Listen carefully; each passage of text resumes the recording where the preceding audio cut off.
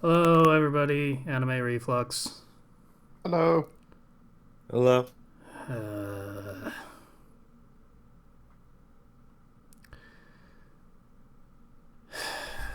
okay.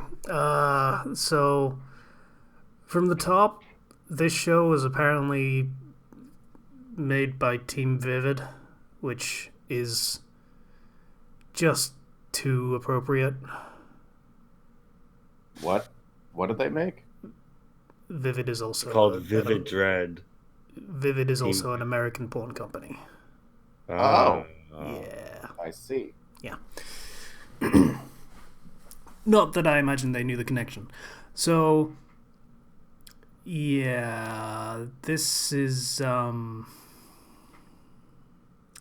okay. If I open this with saying the first shot is the sun rising over a schoolgirl's taint, that'd probably give It you an wouldn't idea. be it wouldn't be inaccurate, but it's like a thigh shot, like between her legs. The sun is rising. It's interesting that they decided the first literally 2 seconds of the show is going to be this shot. Yeah, you say it's a thigh shot, but that implies it's a skirt. There is no skirt. It is body molded clothing. Like hot pants or boy shorts or whatever you want to call them. Yep, it's just a close up on that window, I guess. I can't even talk about this show without sounding like a complete creeper. All right, but we saw this coming, so yeah, okay, Did we?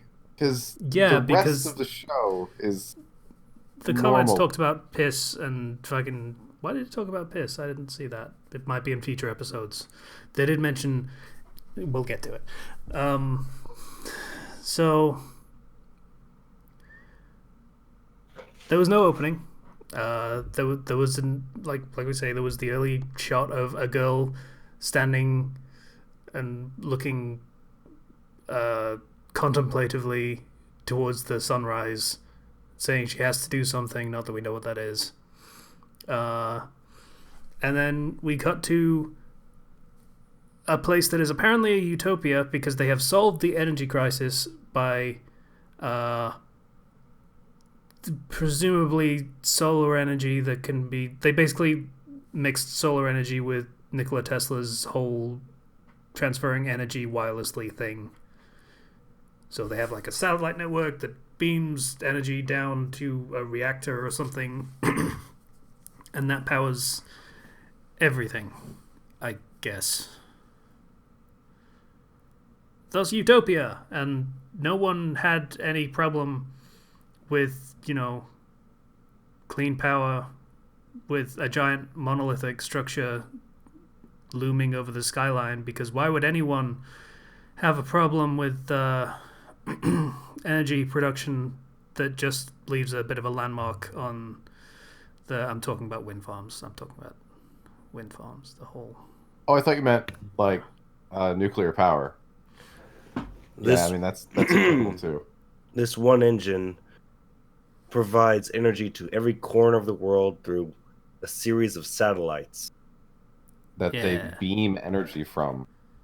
Nobody would ever fight over resources when there's only one engine that makes all the energy in the world. Definitely Admittedly, this not. this this is the perspective of like a 12-year-old girl. I'm being very optimistic by saying she's 12. That is how bad we're at right now. That saying she's 12 is me being optimistic. Yeah, that. Yeah, who knows? We're just gonna go with 12. For safety, I Yeah, guess. that's not even safe. It's just not 10. Yeah. So this girl is apparently the granddaughter of the guy that invented the engine that makes all the power ever, and they live on a small house, and they're apparently poor somehow. I call some bullshit on that. The guy who made free power for all of humanity not being the richest man on the planet. I wouldn't go with like richest man on the planet just because, you know, to bring it back to Nikola Tesla, that's a thing that, you know, people that are brilliant tend to get screwed over more often than they actually get recognized and get, you know, credited and paid reasonably for their contributions to society. But yeah, they're apparently poor, which stretches disbelief a little bit until you see his laboratory where he's presumably building some crazy shit that we see later. Supposedly he's spending all of his money on things. Yeah. Oh, also, all of the main characters have color names because, of course, they do, because it's a fucking Sentai show. Of course. So yeah, there is. I'm just gonna call them by their colors because that's all the show did. So we have Red, who is the protagonist. We have Pink, who is the little or big sister. I don't know. She handles the money, which makes it weird. We have Blue, who is the friend of the protagonist, who was apparently sick and is getting flown onto the island that day. Have we seen any others? I don't think we've seen any others yet. I think it's just those two. Yeah, and then there's also, okay, so the granddad's kind of shit. So they go to school, and there was apparently a subplot that we missed before the show started, where there was concerns whether Red and Blue were gonna move on to the next year of school, but apparently that's resolved, so that's cool. Just instantly. Yep. No real build up on that one. And then again, I was watching the show at like double speed, so maybe there was more tension in that scene that didn't last 2 seconds. Mm-hmm. And then she decides she has to run and tell what's her name, and magically changes clothes in the middle of this scene, because we apparently couldn't see her climbing a tree without her being in bloomers. No, of course not, because another ass shot. Okay, even for the sake of being a creeper, I would have thought that a skirt, like a short skirt, would have been like that. Would have, whatever. Let's not even think. No, because she's stretching her legs. You see, she has her legs wider open now. So you need something tighter to emphasize that she's. That's not even flexible, honestly. It's just basic human movement. Okay. So yeah, she runs to tell the Pink that we just talked about, and somehow a boy climbing a tree to save a little bird that got stuck is involved, and she saves him when he falls out of the tree. And I'm gonna admit I had to double check the fucking thing with the outfit changing, because I noticed it while she was climbing the tree, and I was like, wait, when did she? And had to go back to check. And then I came back to where I was, and I was a little bit further than I was, but I also didn't care enough to fix it. So whatever that conversation was, it probably wasn't important.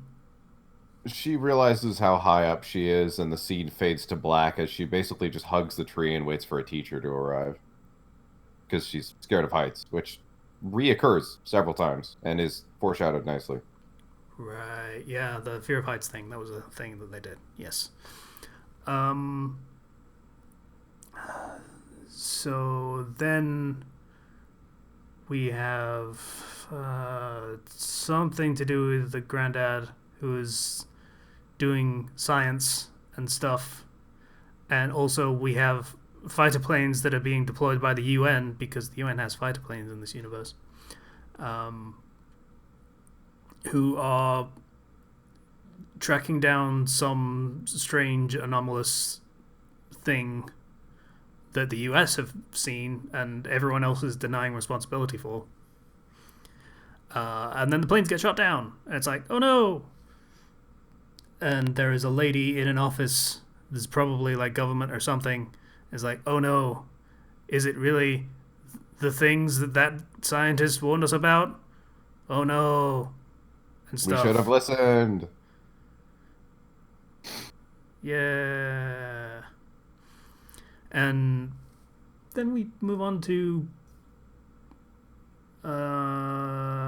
yeah, Blue is flying over in a little plane that they are very proud is powered by the technology that literally everything else is apparently powered by, which was a little strange, but Yeah, have to it's a little establish odd. how important it is, I guess. And This that they can use it in many different ways, I guess. It's not just for powering things. They do have electric powered helicopters now, or VTOLs, whatever. So they end up flying through this battlefield, and there is an explosion at the Red's house, Red and Pink's house, that they see, and they run over, and they think the granddad's dead because they see his fucking corpse, which is a corpse. And it And turns his out, eyes are wide open, which is even creepier. yep. And he's not breathing, which means he is dead, no matter what happens after this. But it turns out his mind is in a stuffed weasel thing. I don't know what We it was. we get a cone situation from Bleach, Basically. kind of. And somehow the weasel stuffed animal has teeth for some reason. That's interesting creepy. design choice.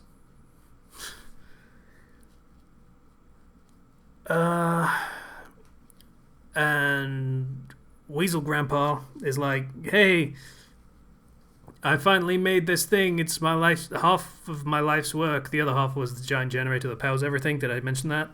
And it's this little keychain thing that she wears around her neck. And Grandpa's like, "Hey, you have to go and fight these alone," which is their name of the things that are invading. They're basically aliens. Apparently, the power plant that supplies free, clean energy to the entire planet is just a side effect of what this key is. It is the side project that came about coincidentally. So it's Okay. kind of important. I missed that, I guess. Yeah, it was a little weird. Yeah. So he made that and says, "Hey, granddaughter, who is hopefully at least 12, you need to go fight the aliens, and Pink, you're gonna hide in a bunker, and you're all very suddenly serious and hero faced right now, even though you're 12 and did not expect any of this." And so we're just crying over your grandpa's corpse a few Yeah. minutes ago. Yeah, that happened too. But okay, kids can preteens. That's still not better. Kids are bouncy. It's fine. Yeah, they can bounce back. That's fine. So she rides on her scooter to where the battlefield is, or at least as near as she can on the roads. And she sees Blue's plane get shot and is crashing. So this is apparently a pretty fucking good scooter because it can outrun a plane. And they drive into the generator thing, the building, ride up a conveniently placed elevator to the roof. And when they get there, the plane has crashed on the roof. Bless you. Thank you. That elevator, that thing goes it goes up 1,000 floors in about 10 seconds, if even 10 seconds. Yeah, I wonder how many G's that is. Probably a lot. It's fine. She's got the power of anime on her side. She won't get turned into paste. I guess. Sure. So she gets out on the top floor where the plane has just happened to have crashed, not into the wall or anything, which lucky, or just missed the building entirely and just flown over it and crashed into the ocean. Like, that is a very convenient landing position, just gonna say, but Also, if it landed on a horizontal surface, there should absolutely be scrape marks. It didn't just drop straight down. yeah, it's a little weird, but plot contrivance. the show isn't good enough to make me not think about the holes I can poke in it, which is pretty much what I'm getting at by poking holes in it constantly. It's just, yeah, it's not good enough to get me to turn my critic brain off. So That's fair. we see Blue, who is just sort of in the wreckage, still, belted into a seat, and Red rushes over on her scooter, super scooter, and is about to go and save her, but then she has a flashback to when she was a little kid and her mum was holding her hanging from like a pole or a beam or something, and they were probably going to die because the room was on fire. And she freaks out and has a panic attack, which I was not expecting for a show like this, especially with fucking Hero Face like 2 minutes before, but whatever. Yeah. Like I said, it's a jarring show. Yeah. So she stops and has her panic attack, and Blue tells her to stay away, and then the wreckage falls off of the side of the building that it was precariously perched on the edge of. So then Red decides to go and save her, and, jumps off the building with her super scooter to try and save her, and chases her down and holds hands, and with the power of Yuri Love, fucking just transformation sequence that did everything I expected it to, and we don't need to talk about it. Ugh. It's so out of left field. A lot of very focused camera angles, and the fact that she just gets over her phobia is like, I'm cured now. Not even like, she I put literally up with it for you. Hey, what about your fear of heights? And she's like, I'm fine now. I just got better now. Yeah. All of a sudden, instantly.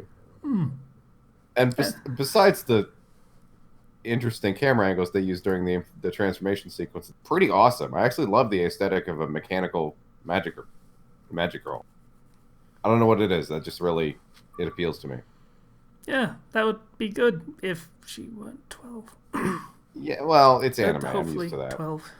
I can easily overlook that because desensitization.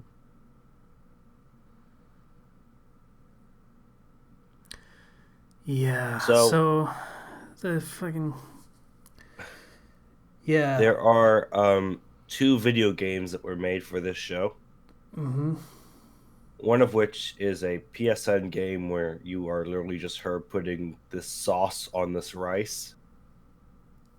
That's all it is.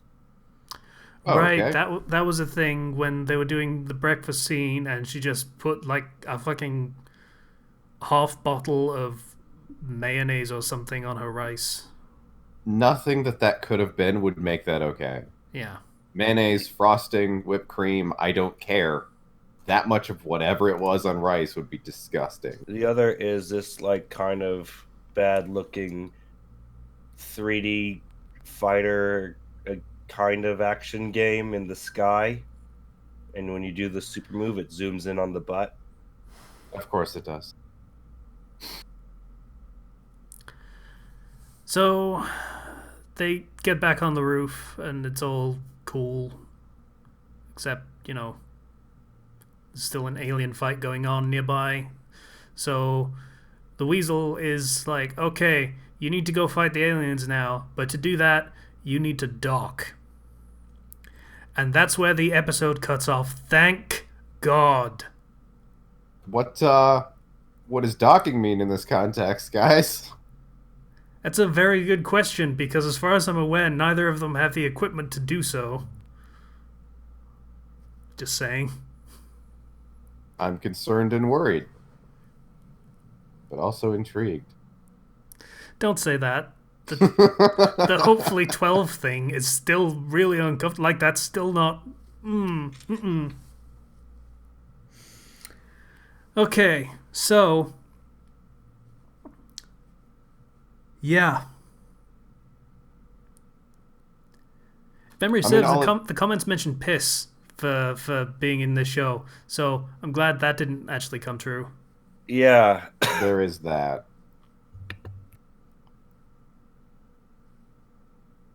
I mean, aside, okay, the panty shots were or just blatant ass shots. Really, not even panties. I don't think they even wore panties once. But The transformation sequence. kind of that. Yeah, whatever. So they were so far apart that it's like you almost forgot about them, and then they were there. Uh, Aside from that, though, I really did like the aesthetic of a mechanical magical girl. That was really cool. I liked that a lot. But yeah, yeah, it, I don't know why they decided to throw fan service into this one. I guess views. I guess. I feel like you're giving them too much credit and saying the aesthetic of mechanical magical girls was why the show was made and it wasn't the fan service. Oh no, I mean I wasn't saying that. That's the part that stood out to me as the most appealing. It's there's a lot of I saw what you guys had posted that this is jarring, and I agree. It is back and forth, back and forth, back and forth, emotional, and then butt shot. It's all over the place. Yeah, like you remember the butt shots and then the girl screaming for her grandpa while she watches his cold, lifeless eyes, and then he's a weasel. And then, oh no, my friend is gonna die, and also I have a terrible phobia of heights from when I was a child and had a traumatic experience where my mum probably died. I think the show has a major case of identity crisis. A little bit, yeah. Just That's a word for it. Like, it wants to be so many different things at once, and in doing so, I don't feel like it accomplishes any of those things individually. I feel like one of the writers very much was on board with let's just do fucking fan service and do I'd call it a titty show, but it's 12, so ass shot show and get the creepers market cornered. And then another writer was like, no, I have these great ideas for a deep and emotionally driven show where characters confront their fears to save their friends and every yeah. And these two people wrote entirely separate scenes, I guess. They just split them right down the middle. You can feel the conflict of interest.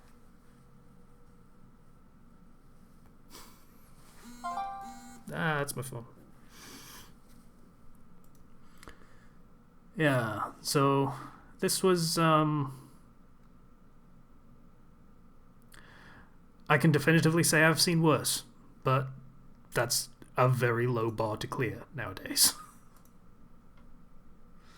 Yes, it is. This is a show I would never watch because,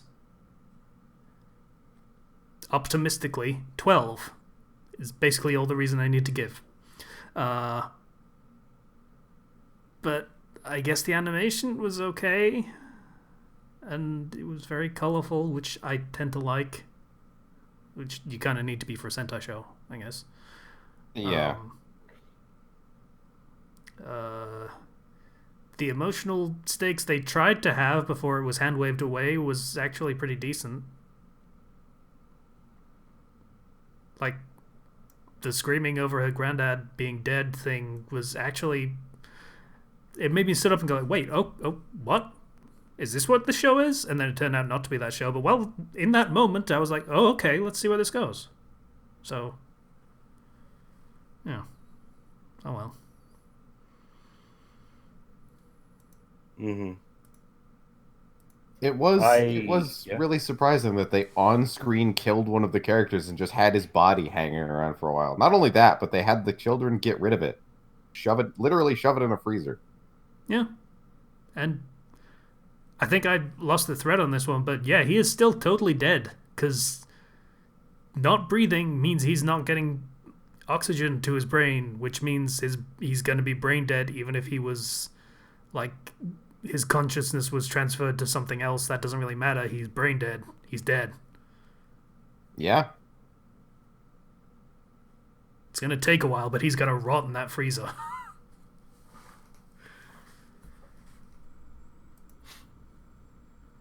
Yeah.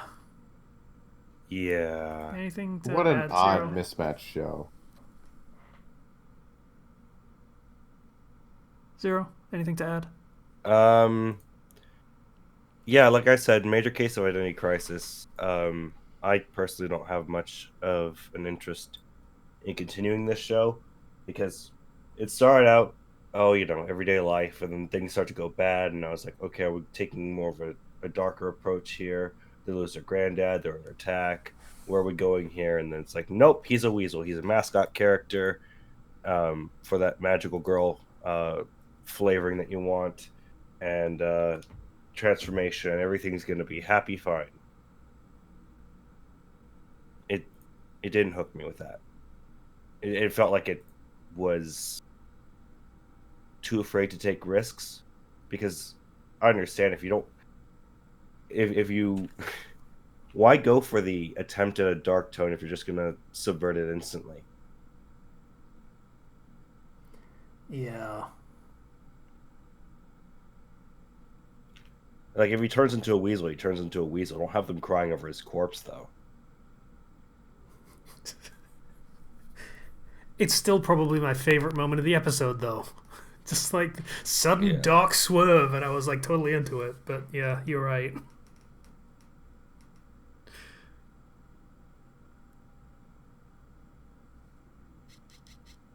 Sorry, it's just texting my sister. All right, are we gonna roll? Yeah, let's roll. We are going with 26, yes, Yeah. because we haven't had anything to fill in that missing category. Yeah. 12. 12? Ill. Oh. Ill. 37. What's that? 37. 37. All right. 37. 14.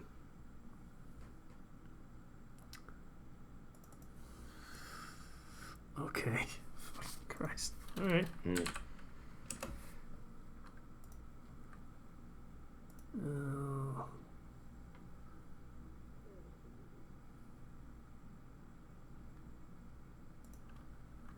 I can't even. Oh, this looks like it might be 3 minutes. I need someone to check. It is called Line Offline Salaryman. The anime shorts. It's shorts. Okay, Oh, I'll yeah. re-roll within the category. Yep. L again. 3. 3. We've done 3. I guess we can just do 4 then.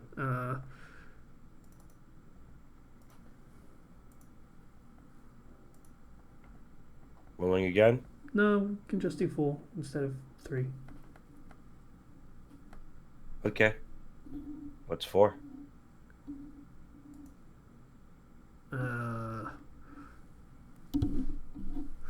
Christ, that's a name. The suspense is killing me. God damn Japan, you and your fucking weird punctuation. Lance Masks. Lance and Masks. The battle action novel series evolves around Yotaro Harafusa, a young man who is part of the last remaining order of knights in the 21st century, Knights of the World. As he fights as the mysterious Knight Lancer, he must hide his identity behind a mask. I had a long discussion with some friends the other day about how you can really, if you actually really break it down, you can judge a lot of series by their cover. It's very specific details you have to get into. I don't know about this cover. This looks boring. Why did they make the last knight a twink? Why? He apparently has a maid, I guess. And a little girl with a scarf who is holding his hand. And there's a One of horse. them is his sister. I'm just calling it now. And the other is his childhood friend. Yeah, Yeah. that sounds about right. Is the It's a- horse his sister? Yes. Probably. The horse is a cousin. They have a very interesting family tree. Hmm. I'd buy it. Comments. It's not that bad. It's just this is for kids. Yeah. It's about what I expected. Fair enough. Oh, response comment. Close, but I think it's actually for old men who just really like little kids.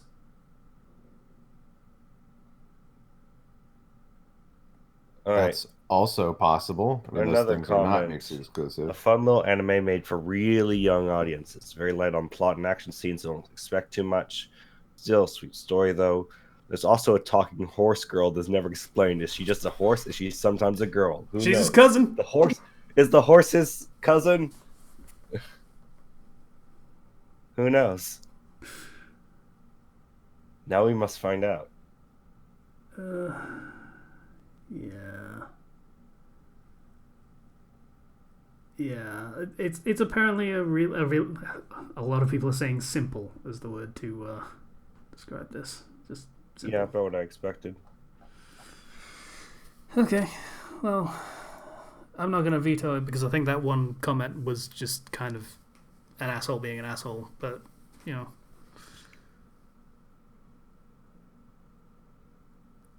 Yeah. No, it'll probably be super boring, but at least it'll be something to laugh at. I mean, the premise of the story is the guy wields a lance and wears a mask, and the show is called Lance and Masks. That's about as straightforward as it gets, really. Yeah. I don't think we should have too many expectations.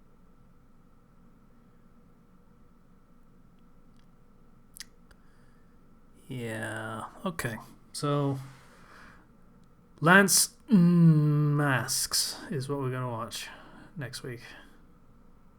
Mmm.